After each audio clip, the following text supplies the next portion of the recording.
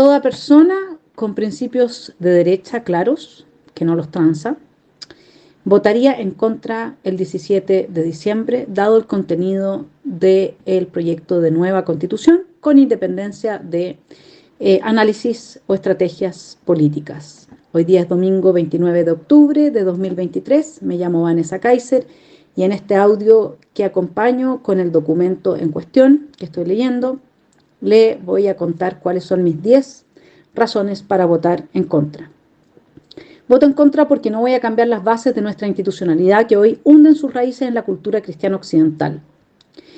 Por lo tanto, ponen énfasis en la subsidiariedad, la división de los poderes, la preeminencia de los derechos fundamentales de los individuos frente al Estado, la igualdad ante la ley. Yo no voy a cambiar todo eso por las bases marxistas del derecho garantista en que se funda el Estado social y democrático de derecho. El espíritu de este modelo, que, recordemos, estaba plasmado en el primer artículo del mamarracho rechazado, es el de lograr la igualdad material, es decir, socialismo puro y duro, a partir de la redistribución que se realiza por medio de derechos sociales garantizados, progresivos, de carácter universal, entendidos como derechos subjetivos, de carácter colectivo, prestacional con garantía jurisdiccional, artículo 26, 2 y 4. Si usted quiere un botón de muestra de cómo funciona este derecho garantista, vea lo bien que le ha hecho a Chile la reforma procesal penal garantizándole al delincuente todo, o vea los fallos de los tribunales laborales, siempre, ¿no es cierto?, a favor del trabajador, y entonces los empresarios supuestamente son todos malos. Bueno, yo pienso que un principio de responsabilidad fiscal, que como lo entiende Marcel, lo entienda Boric o lo entienda Artés, es bastante distinto de cómo lo puede entender la gente seria y con conocimiento dentro del mundo de la derecha. Ese principio de responsabilidad fiscal no va a poder contener el avance del garantismo jurídico. Además, este garantismo jurídico deja en entredicho la posibilidad práctica de mantener la autonomía del Banco Central, porque va a tener que tener en consideración las políticas generales del gobierno. Segunda razón, voto en contra porque del derecho garantista expresado en su modelo llamado Estado Social y Democrático de Derecho, que solo existe en España desde 1978, de este modelo se sigue la imposibilidad de un recambio hacia gobiernos liberales, en el sentido clásico del término, que tengan por objeto disminuir el tamaño del Estado. Garantizar derechos de forma progresiva siempre implica aumentar el gasto, nunca disminuir. Dado que estoy segura que el problema de Chile es el tamaño del Estado, su captura e ineficiencia, o uno de los más graves, digamos, el aumento de su tamaño solo puede dañar al país.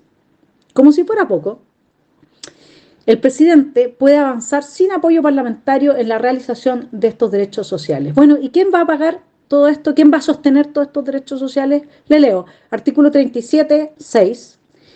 Los habitantes de la República deben cumplir con las cargas públicas, contribuir al sostenimiento del gasto público mediante el pago de tributos de acuerdo con su capacidad económica. ¿Qué tal? Todos estos derechos garantizados para que las élites políticas estén tranquilas, las va a pagar usted y yo de nuestro bolsillo. Voto, tercera razón, en contra, porque el peligro de erradicar la soberanía en el pueblo, artículo 2.1, no queda superado por haber agregado una coma y luego la palabra nación, ni en el articulado que sigue.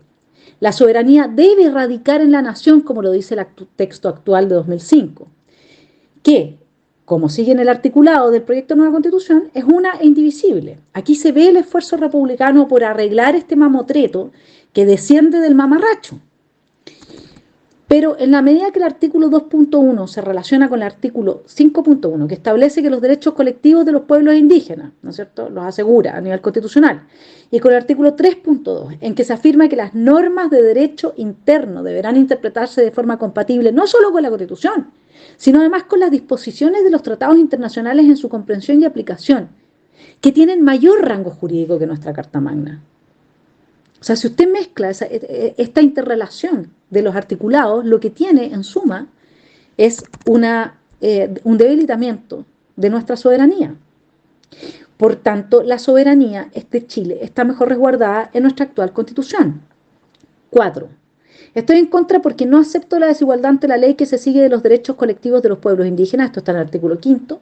Lo mismo sucede con la paridad de salida. Fíjese que la paridad de salida está establecida en la 32ª ponga 32ª en la lupita, que establece que habrá esta paridad, bueno, solamente en las 2 elecciones siguientes, pero usted dígame a mí, ¿quién va a tener el coraje de quitar después esta paridad? Dice, el mecanismo corregirá la distribución y asignación preliminar de escaños en las elecciones de diputados y senadores cuando algún sexo, o sea, aquí estamos genitalizando la política, supere el 60% de los electos en respectivos actos. Genitalización de la política, politización de las genitales, eso es la ESI, mi estimado, hacia allá vamos. Yo no voy a aprobar esto. Tampoco estoy de acuerdo con el fin de la autonomía de los cuerpos intermedios. Usted me va a decir, pero ¿cómo? Si esto está asegurado. No. En la medida en que usted asegura la participación equilibrada en los distintos ámbitos de la vida nacional, de mujeres y de hombres, usted está interviniendo en los cuerpos intermedios y su autonomía. De ahí a la ideología de género como nueva norma del ordenamiento institucional, del comportamiento social. Ahora, esta ideología nos va a regir nuestro comportamiento social y de su entrada en todos los espacios de nuestra vida hay un pequeño paso. Quinto, voto en contra porque el artículo 3.2 establece que, comillas, las normas de derecho interno deberán interpretarse de forma compatible con la Constitución y considerando las disposiciones referidas a derechos y libertades de los tratados de derechos humanos ratificados por Chile que se encuentran vigentes. Le digo, serán los jueces, en una gran mayoría, casados con el marxismo jurídico, quienes se harán cargo de interpretar los derechos colectivos conforme a los tratados internacionales y nosotros no tendremos nada que decir al respecto. Específicamente en lo que respecta a los pueblos indígenas y sus derechos colectivos. El convenio 169, elevado a rango constitucional por este artículo 3.2, va a abrir la caja de Pandora y usted y yo sabemos a qué me refiero. Sexto, voto en contra porque con el aumento del tamaño del Estado no solo tendremos mayor captura y corrupción, sino porque esto también sucederá a nivel local, pues el proyecto de nueva Constitución establece que los gobiernos locales podrán contratar empréstitos. Será la ruina del país. 7. Estoy en contra porque no quiero que mi país quede a la orden de los organismos internacionales hoy en manos de la extrema izquierda que desmantelan el capitalismo y destruyen las posibilidades de desarrollo en diversas partes del mundo, asfixiando todo tipo de libertades bajo la excusa del desarrollo sustentable. Aquí le leo los artículos. Artículo 210. El Estado promoverá la educación ambiental de conformidad con la ley. Le pregunto, ¿qué pasó con la libertad de educar y de elegir educación de los padres? Artículo 11. Es deber del Estado la promoción de una matriz energética compatible con la protección del medio ambiente, la sustentabilidad y el desarrollo, así como la gestión de los residuos de conformidad con la ley. Le pregunto, ¿está Chile en posición de encarecer su energía cambiando la matriz energética por una verde? Artículo 213. El Estado implementará medidas de mitigación y adaptación de manera oportuna, racional y justa ante los efectos del cambio climático. Asimismo, promoverá la cooperación internacional para la consecución de estos objetivos. Le pregunto, ¿el Estado implementará? ¿Eso significa que simplemente aplicará las medidas mandatadas por los organismos internacionales? Artículo 37.2. Del mismo modo, todas las personas deben contribuir a preservar el patrimonio ambiental, cultural e histórico de Chile. Es un deber de todos los habitantes de la República proteger el medio ambiente considerando las generaciones futuras y prevenir la generación de daño ambiental. En caso que se produzcan, serán responsables del daño que causen, contribuyendo a su reparación conformidad de la ley. Déjeme hacerle la siguiente pregunta. ¿Cuál es el límite del Estado a la hora de respetar nuestras libertades cuando se trata del clima? 8. Estoy en contra porque todos nuestros derechos son materia de ley simple, artículo 5, letra R, es decir, los borran del mapa con una simple mayoría presente en la sala. 9. Estoy en contra porque los mecanismos de democracia participativa abrirán la puerta a una tremenda inestabilidad institucional y serán la cancha de la calle en manos de la extrema izquierda para correr el cerco, que es su ejercicio permanente. 10. Voto en contra porque este es un proceso ilegal e ilegítimo. Estoy citando el artículo 5, artículo 7, artículo 65 de la actual Constitución y artículo 142 del proceso. Y porque estoy segura de que la única forma de sacar adelante el país es con el imperio del derecho. Quien viola la ley, sea golpista, criminal, ciudadano, empresario o parlamentario, debe cumplir con la pena establecida. Apoyo mi Constitución de 2005 y pido que se aplique todo el rigor de la ley a quien se ubique fuera de la legalidad por ella establecida y que vuelvan los quórums para recuperar, los quórums originales, ¿no? Para recuperar la estabilidad institucional. Finalmente, concluyo con 3 ideas clave. 1. Este proceso ni se cierra ni se abre con una nueva constitución. El concepto de soberanía de la extrema izquierda tiene su origen en Carl Schmitt. La soberanía, según este filósofo cabecera de la nueva izquierda, la detenta quien es capaz de suspender el derecho. Así las cosas, apenas tengan la oportunidad, los miembros de la extrema izquierda abrirán otro proceso en la medida que Chile se los permita, es decir, que no se les aplique la ley. Su espíritu refundacional es casi un fetichismo religioso.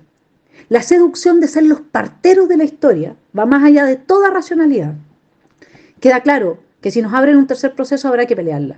Eso no es llamar a un tercer proceso como gente fascista trató de endilgarme. Eso es realismo político, de quienes amamos nuestra patria, por supuesto. Los demás se quedarán en su casa dejando que la izquierda nos arrase. El único modo de que esto pare es que se haga un pacto por parte de los sectores democráticos y estén dispuestos a aplicar la ley y a defender nuestra institucionalidad. Para eso, ellos mismos tienen que dejar de violar su juramento y las leyes vigentes. Segundo argumento, Republicano hizo un gran esfuerzo. Perder el plebiscito de salida puede tener un costo electoral en el corto plazo. En el largo plazo, sospecho que es mejor para el partido no aparecer como autores de un texto que, de aprobarse, la izquierda va a acusar como el origen de todos los males en los próximos 2 años de gobierno y su ineptitud. La clave para el Partido Republicano es recuperar las confianzas quebradas. En 2 años nadie se va a acordar de los resultados de diciembre. Eso no va a definir el voto de la gente. Último argumento. Sea cual sea el rumbo, sabemos que de aprobarse el texto, las bajadas jurídicas serán obra de jueces de izquierda, que el país solo va a profundizar su crisis de seguridad económica y social, mientras la casta política se va a entretener debatiendo leyes para implementar la nueva constitución, proceso que puede durar hasta 10 años.